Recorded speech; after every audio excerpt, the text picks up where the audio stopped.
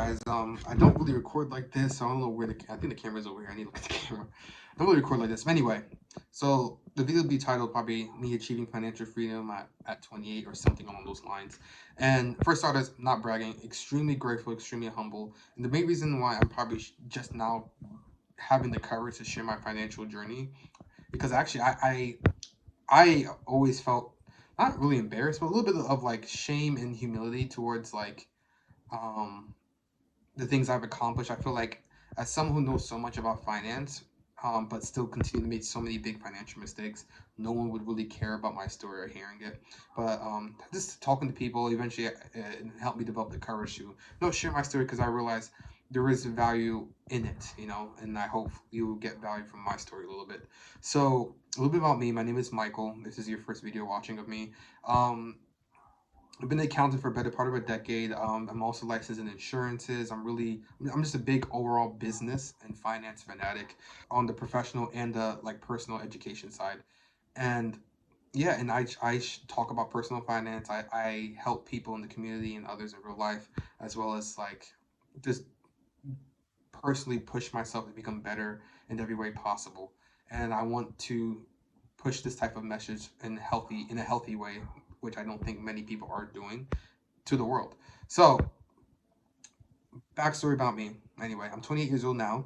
I grew up not really well off. I would say poor, but not dirt poor. I had food in the fridge, and I'm grateful for that. But I did grow up like seeing my family like always like worry about money, argue about money, work two jobs just to like make ends meet, come home just to pass out. And I seen a very typical, probably for most people watching, a typical relationship of the everyday person's relationship with money and finance. And a lot of it comes from our limiting beliefs that we get from going through the social systems, being surrounded by people who also have limiting beliefs, and never really truly taking a healthy, holistic look at how money works and how the system works and how we can live in a way that all of us can benefit without taking someone's food off someone else's table or any of that nonsense, but truly just achieve financial freedom while providing value to others. So I grew up not that financially well off.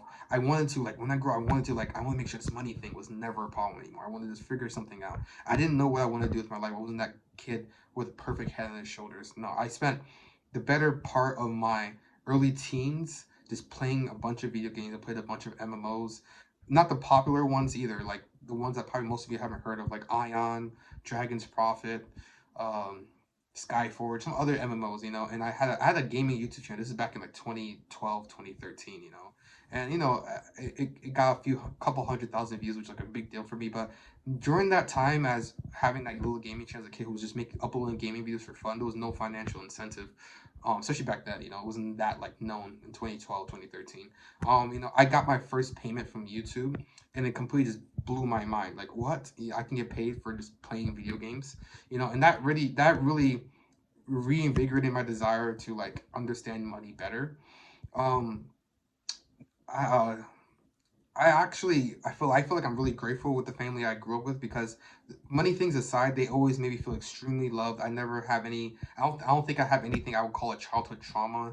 I feel extremely centered. I don't feel like I'm lacking emotionally, and trying to fulfill it in some other type of indirect vicarious activities. So I think I came out pretty okay. So I'm not saying this so you guys can feel bad for me. Just give you guys a little bit of perspective.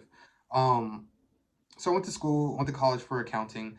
Um, I worked my way through college because I couldn't afford it. And I didn't want to get into debt because I was already financially like very conscious of my finances at that age. So I was working as a caregiver. I was grinding out Uber, doing whatever I can just to pay my installments on my tuition, right? And luckily during an Uber ride, hold on, sorry, sis. Luckily during an Uber ride, I met a CFO of a home health company. CFO standing for Chief Financial Officer. He talked to me. I guess he liked my energy, my spirit, and he offered me a position. And at the time, I was just working minimum wage, and Uber after gas and expenses wasn't making much money. He offered me like a job paying $15 an hour, which is a lot for 2013 for me at that time. And And I said, no, what? I'm gonna take a gap year, and I took the job. So 3 years into uni, I took a gap year and to actually figure out what this accounting thing really was. I understood, like I always had a gift with a little with numbers, and more importantly, I had a gift with seeing things from a systematic point of view. So I realized, well, I didn't realize then, but I realized now as an adult, I actually do have a gift in these particular things. But it took me a while to like to come into my own and like own my gift. And I think a lot of people out there they have gifts, but because let me tell you something. The funny thing about gifts. Sorry, a tangent, quick tangent. Some funny thing about gifts is that usually the things you're gifted at are the things you will least notice because it comes easy. Until it's so obvious in your face that other people struggle with it, but it's as easy as breathing for you. Most likely, you won't really recognize that it's your gift. And me, I was just doing things that other people weren't able to do, but because it came easy to me, I didn't talk about it. It was like, oh, is this? Aren't we all able to do this? It was kind of like that. So I actually have a really interesting gift when it comes to understanding systems, creating systems, destroying systems, finding flaws in systems and stuff like that. And I took that same type of gift and applied it to accounting and in business systems, and it really starts to pay off. Paid off later on in the story, but anyway, so worked as an accountant, got my feet wet, realized what I was studying in accounting wasn't nearly close to what the actual job entailed. Hell, didn't even teach me anything about QuickBooks, Sage, or any type of real software that accountants use. A lot of it was just very fundamentals. I think I spent money on tuition just for a very long, drawn out, glorified vocabulary lesson on accounting terms, in which I could just buy a book and learn all the accounting terms. I'll be just as well off and save thousands of dollars. So anyway, so I'm working hard. My goal was like, all right, I want to invest. I know I'm going to be financial free. I know I want to like just not have to worry about money. And I wasn't of the mindset I want to get rich. I think I'm just going to get rich quick mindset or anything like that. No, I was like, no. I was willing to like put in the work two jobs if I need to, do whatever I need to do just to get ahead. So by the time I'm 30, I can just chill. But a thing about me is that growing up, I always had health issues. I was always that kid who was guaranteed to get sick whenever someone the sniffles a little bit in class. I always get the thing. Whenever someone's sick, I get sick so easily. And lo and behold, as I get older, that same trait just got 10 times worse, especially in my late 20s. So I started getting sick more and more often. And it became harder for me to sustainably hold long-term employment, long-term as in 6 months plus, without me using up my PTO or sick time or whatever the system is. So I realized the 9 to 5 system was just not working for me, and I'm not one of those guys who's going to vilify the 9 to 5 or anything like that, because people who condescendingly vilifies the 9 to 5 with no actual nuance to what real life actually is are people you should not even be remotely listening to, because they have some type of agenda and they're not actually trying to elaborate you in a holistic way of real things to approach or real problems to solve that you will be facing in real life, versus like, oh, if you're 9 to 5 you're a slave, or entrepreneur is everything. Like, no, there is no one size fits all. Tangent over though. So I started getting sick. Eventually, a big thing happened. My appendix ruptured. I didn't catch it completely in time. Went to the hospital. My insurance didn't cover pretty much none of it. So, and at the time, I was pretty financially educated in accounting and business, but I didn't understand insurance that well. And I just got whatever the employer was selling for employee insurance. Didn't cover anything. I realized, not only did I lose my job because it took me a while to recover from that appendix surgery, but I also was like $75,000 in debt. And up until this point, I never, as a kid, working through college and doing this thing, I never made more than $30,000 in a year. So for me, this was a big deal. Like I was like, oh no, this is the trap. This is the cycle. Oh no, I'm in debt already. This is how people end up in the paycheck to paycheck thing that I've been saving money trying to avoid so hard. I'm like I said, this is a kid who worked his way through college and paid his tuition as he went. I didn't want any debt. And I was ready. I was ready in the sense just ready to sign my life away, kill myself, throw in the towel. I was so depressed. Lost my job. I have $75,000 in medical debt. My credit went just tanked. So I lost my credit. And this was not in a good place mentally. This is like age 21, 22 now. And fast forward a few years, I become way more, well, like my anger. For some reason, my anger for my situation, my anger for life, like in a sense, my anger for like I just have this thing in me. I just don't know how to stay down. I get down, but I have this voice that just pushes me to get back up with anger though, and it just pushes. Like, you know what? I need to be smarter, faster, more efficient. More relentless. Because if you guys are too lax about your goals, life will lock you in this inevitable trap, because there's so many pitfalls if you're not actively and relentlessly going after what you want, guys. So I call it outpacing life. Like, life is like a fruit and it's rotting, okay? And literally, if you gotta do whatever you can to outpace the rot, if you just go by the standard metrics of how you should go through life, then you're gonna rot away. You're not gonna have a fulfilling life. You're not gonna live up to your potential. So so I started working out. I lost all the weight. Went to the gym. Got in better shape. I didn't just study like, oh, rich dad poor. That's simple stuff. Like, I'm way beyond that. I'm not saying it in a condescending way either. I'm just way beyond that level of stuff. But like, that was a good start. But I started reading books about Steve Jobs, real estate tax liens, capitalist control spreads, debt litigation strategies, different little things. Balance sheet arbitrage, the intangible assets manipulation of the monetary markets. I started studying very deep, like, complex things, and but with purpose, not just for to read books of that fake progress bullcrap. So I started studying money really well, and I started like really articulating what traditional finance says and what's actually going to work. So things I realize is not going to work. If I'm trying to retire early, I need passive income. Duh, everyone knows this. I need passive income, but people don't know this. They still don't really do things that actively do that. My goal right now wasn't to try to grind up this large sum of money and and eventually be able to use it to fund my retirement. My goal was to need as little as possible to live, to fire my need to work because my health could not keep up with it. Okay, so I knew after some like real like critical thinking and being very pragmatic and empirical, like the 401ks, Roth IRAs, none of that bullshit is gonna work. Okay, those are for people who wants to retire at 65, who think they want to be financially well off before 65, but they still want to do a retirement account. A lot of people don't aren't thinking critically. Most people are NPCs sometimes when it comes to personal finance. That's not gonna work. It's okay. Real estate investing. Well, you need 2 years of pretty solid like work income. Typically, is even harder if you were working as like a self-employed or something like that. So it's harder than that, and you need really good credit, which I didn't have good credit, and all these other bells and whistles, right? So I said, okay, I need to fix my credit.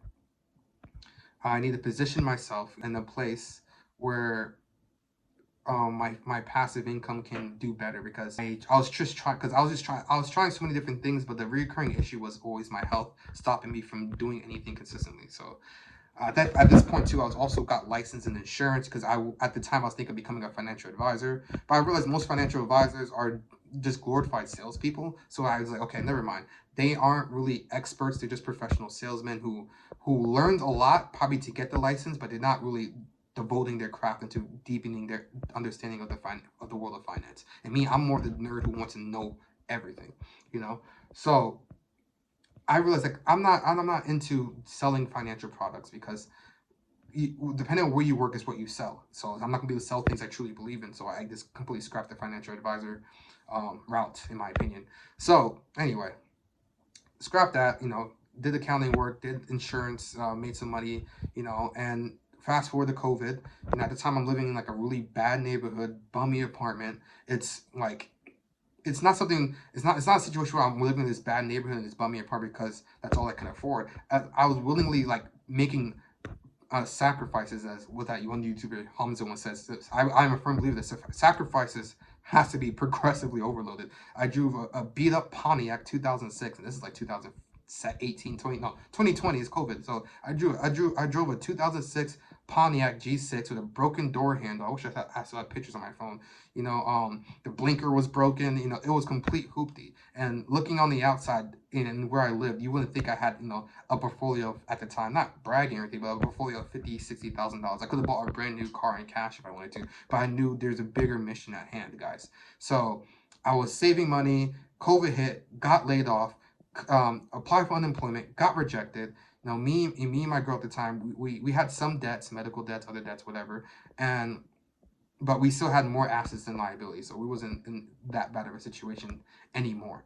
Um, but we realized like, okay, we need to do something a little bit more progressive. Just being frugal and saving and whatever. We already had 6 months saving. It's not enough. It's not going to get us there, especially with my health deteriorating from working anyway. So solution. So always think solution oriented. Let's just think of leave this one bedroom apartment in the hood and get a 3 bedroom apartment somewhere nicer, and then like roommate the other rooms out so we can make some extra money, and cover our own rent so we can save even faster. But then we did the numbers, really thought about it, and the logistics. Like, no, it doesn't make much sense. Let's try to hit up the housing market. And now this is like now early 2021. We started like we got pre-qualifier and we started the housing active housing hunt after getting pre-qualified, going all the paperwork. We finished all that process probably like March, heading into like June. All right, we're just looking at houses.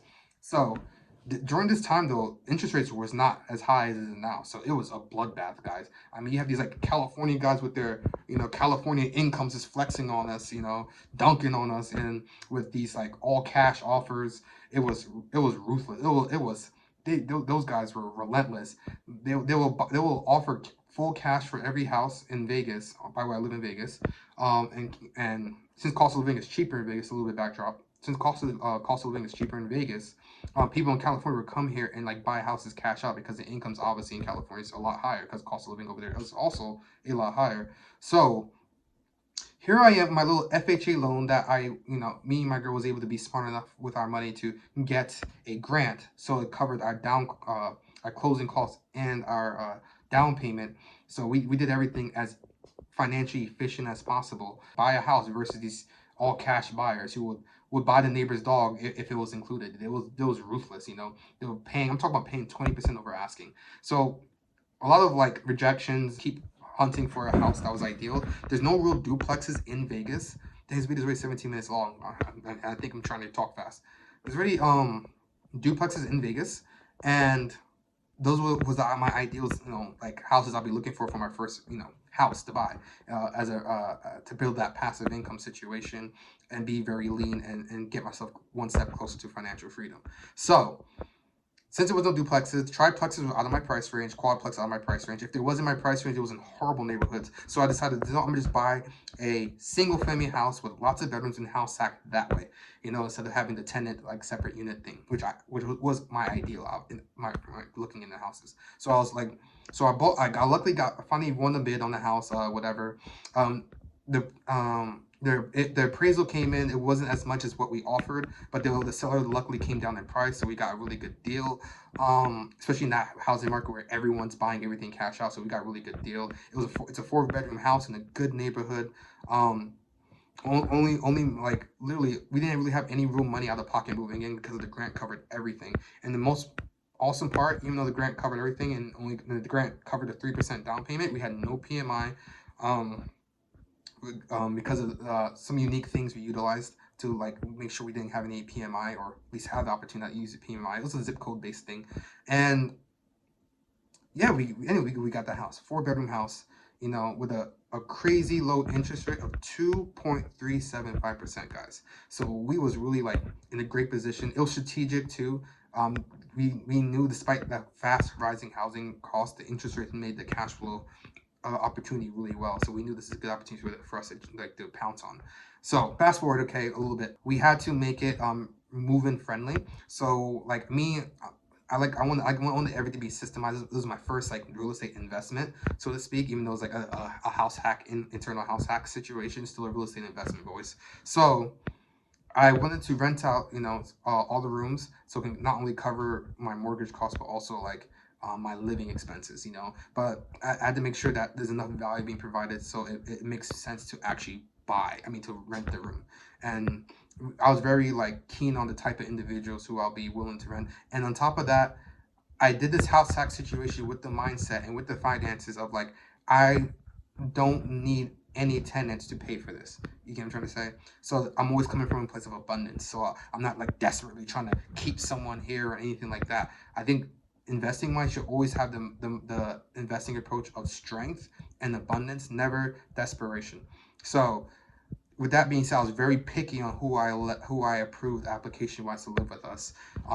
I automated everything. I used Simply Safe, so we had automatic locks and everything like that. So everyone's bedrooms had their own locks that only they knew. So everyone's privacy was good. Everyone was really happy with the situation. I didn't have to worry about keys or locks or anything when anyone moves out, because everything was electronic. Even the front door is electronic, with Simply Safe and everything like that. And I made a really good automated system with my girl, and it worked out. So let's just talk about the numbers now. Okay, so the numbers was, um cost of living for everything. The house, we had that low 2.3% interest rate.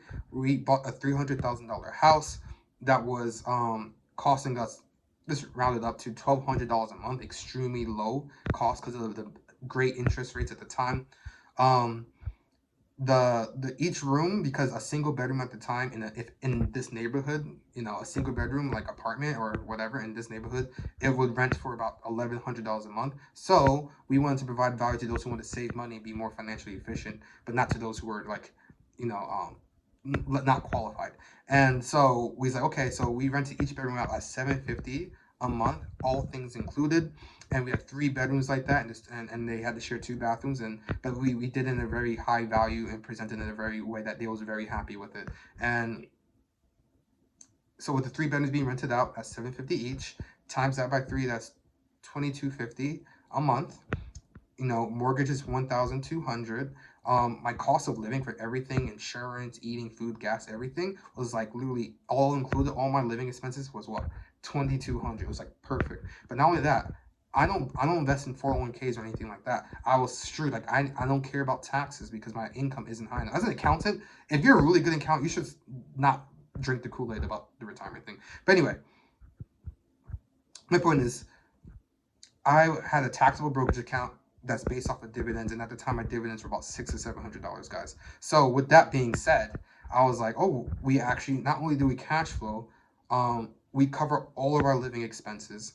Our dividends actually makes us in the profit, so we actually are able to save $600 $800 a month. I know it's not a lot, but it's better than what a lot of people can say at 28. So it's like, wait, we don't have to work anymore. We didn't even kill us because we're working. We don't actually have to work. And now I'm at the stage. I'd say like financial freedom, for the title of the video, but I am still working, but I'm not working because I have to now. I'm working to build my net worth and my financial stability even further, and because life, you got to be always pushing forward to outpace life, because just because you're cash flowing month to month, week to week, life comes in bursts. It comes in random, like big medical expenses, acts of God, hurricane comes, or car accidents. That's how life comes. People aren't really quantifying for that. They think because they can afford today, they're going to be able to always afford tomorrow. And that is not how you should properly base your financial future off of. So that's kind of how I achieve financial freedom.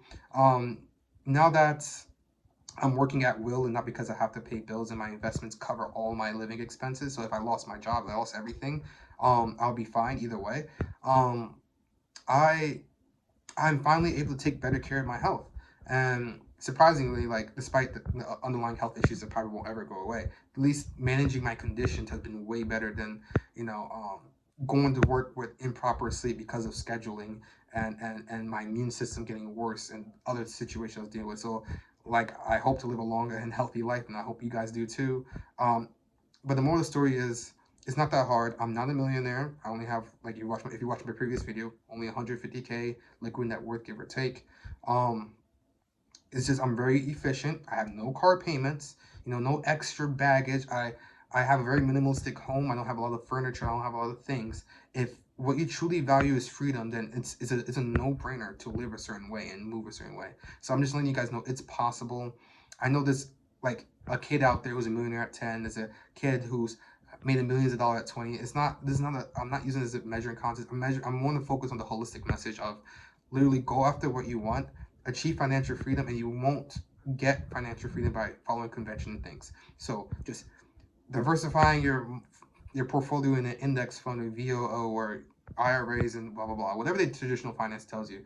That's not really how you get to financial freedom. You get to financial freedom by being very tenacious, thinking outside of the box, and growing your skill set, and exposing yourself to leverage. those things. You need to expose yourself to leverage, grow your skill set, and think outside the box. Be very tenacious, guys. Um, well, that's my story. That's I just wanted to share that. This one's gonna be more like the less edited style of video. I just wanted to share my story, and I knew it was gonna be long, so I didn't want to make this super edited. I just wanted to have a conversation.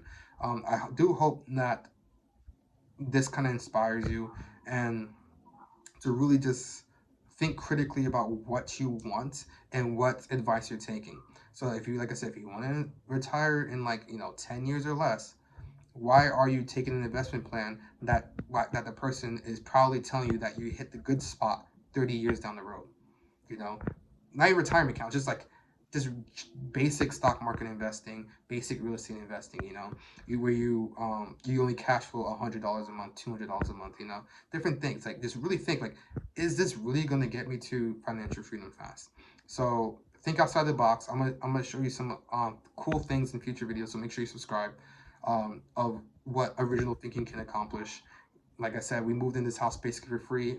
Down payment paid for by Bank of America.